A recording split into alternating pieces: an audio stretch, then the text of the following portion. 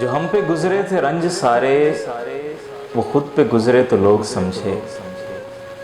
جب اپنی اپنی محبتوں کے عذاب جھیلے تو لوگ سمجھے۔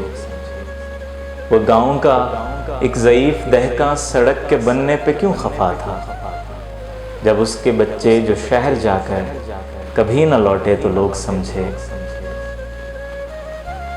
وہ ایک کچی سی عمر والی کے فلسفے کو کوئی نہ سمجھا، جب اس کے کمرے سے لاش نکلی، خطوط نکلے تو لوگ سمجھے۔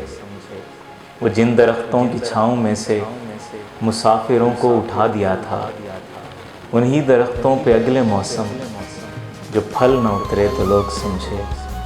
وہ ایک کچی سی عمر والی کے فلسفے کو کوئی نہ سمجھا، جب اس کے کمرے سے لاش نکلی، خطوط نکلے تو لوگ سمجھے۔